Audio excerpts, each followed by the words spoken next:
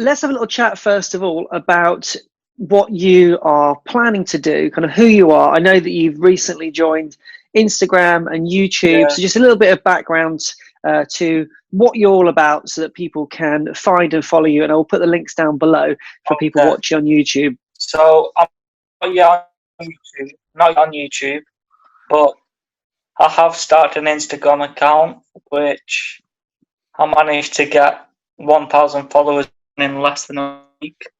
Know how that happened, but really happy with that.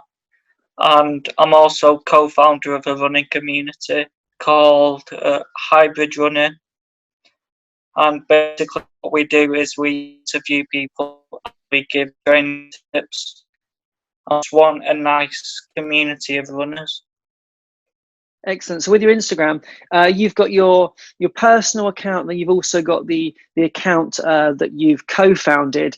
And are they kept completely separate, or do you kind of intertwine both of them? I would say I intertwine some of them. So in my bio, it would say that I am co-founder of Running, and I am proud to say that I co-found Hybrid Running. So it's pretty much me as a. Okay, so on your Instagram, you talk about the fact that you've done a couple of races to date. And so what were those races like? So the first ever race that I did was a 90 trail race, and it was called Wristwear Roller, which was a lot of hills. And I wasn't fully fit that race, but I managed to get 51 minutes, which I was pretty happy with. But I know I can get better. And then the second race I did was a 5K, which was 24 minutes, pretty much spot on. I've only done 2 races because I was aiming to start really well this season. But obviously the season's not happening now. Wow, that's a really, really good start actually. To get that time for a 5K for your first race is really good. So were you training leading up to that, or did you just kind of do a little bit of work and then went straight into a race? I started with the Grey Run Local, and then I joined a club because my brother ran for them, and he was like, I need a bit of competition, so I was like, I'll join then. Then we got trained, coach left, and then that was pretty much all the training that I had. I managed to get my time down from 35 minutes to 24 minutes, which I'm proud of. Wow, that's really good. So that was with the result of having a coach and some guidance, or was that just what you were reading and obviously linked to? Result of Radcliffe Athletics Club. Oh yeah, I don't actually I don't belong to a club. I've never run for a club or anything like that, but it's always intrigued me what that's like to sign up and be a part of something. It's good. I like the social aspect of it. It's really nice. Everyone's friendly, so it's all good. That's really cool. So when this season gets back up and running again and there's an opportunity to go out and do some races, are you going to be sticking for shorter distances, or do you aim to move towards a further distance? I aim for a half marathon this year, but my ultimate aim is to do an ultra and a triathlon. Wow, that's really cool. Yeah, I was training for an ultra, and it had always really, really intrigued me.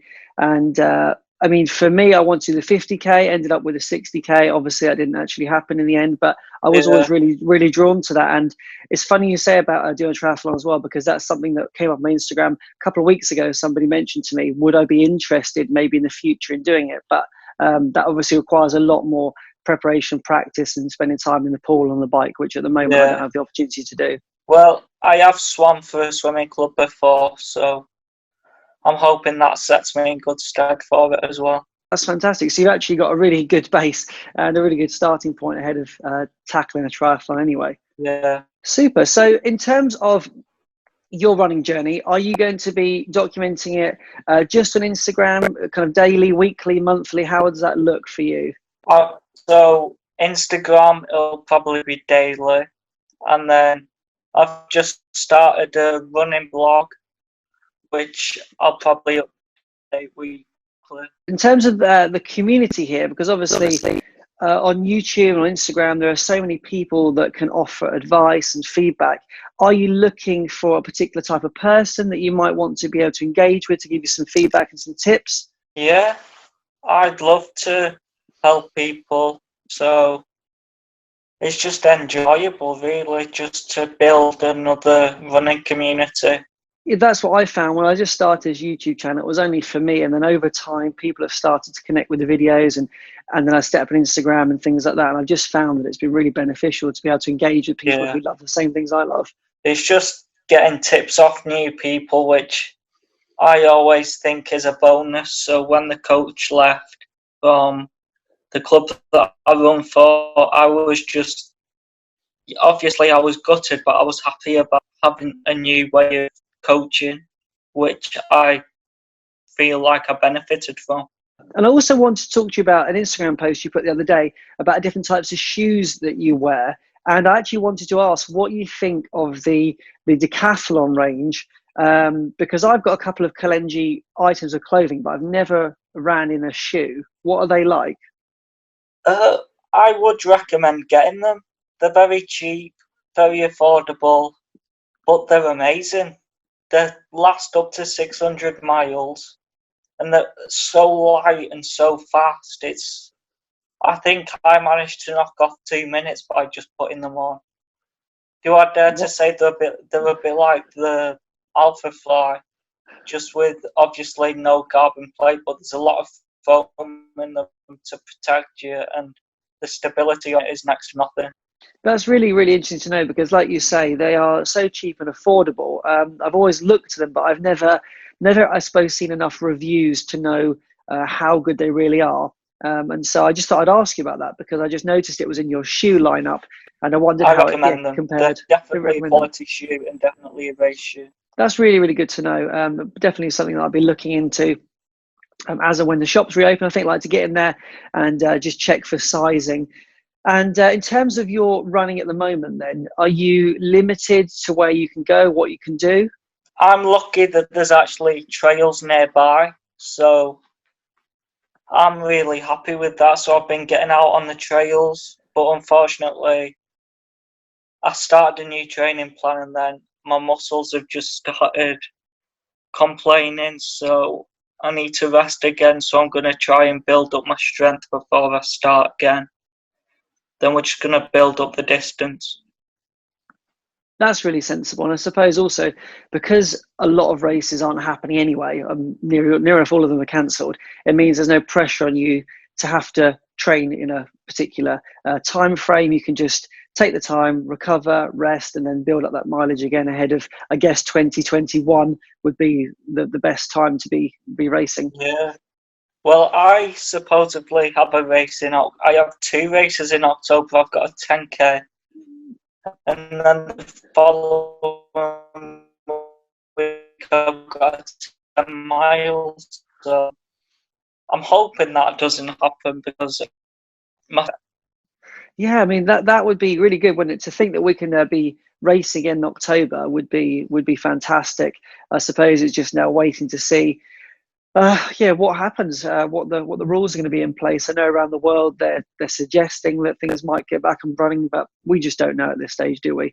So in terms of racing, I think it'd be really good to just focus on October, focus on towards the end of the year, and of course, given that you've got the trails so local to you, it means that you can build up that mileage nice and slow, and obviously enjoy the environment that's around you, which is really, really fortunate. I think you can do a mile loop, a 3-mile loop, and then you can basically build it up slowly. And the longest loop I think is around 7 miles. So that's really good. Oh, that is really, really fortunate to have something like that so close to you. A final question then: what can we do as a community for you here in the comments below to give you some support in your running journey? Support is just what I need. I need some motivation to get out the door and get training again. but I just want to support everyone else who's running. I'm happy with where I am at the moment, and I know I want to progress it. But if I can get some support, that'd be really nice. And if they also want to join the hybrid running community, that is very good for us. What I will do is put some links in the description box underneath the YouTube video for everybody to follow you on different social media platforms, including hybrid running. And the comments down below hopefully will give you some value as well, and offer some words of support and encouragement. Okay, thank you. No problem. Thank you very much for joining me this morning. I really appreciate it.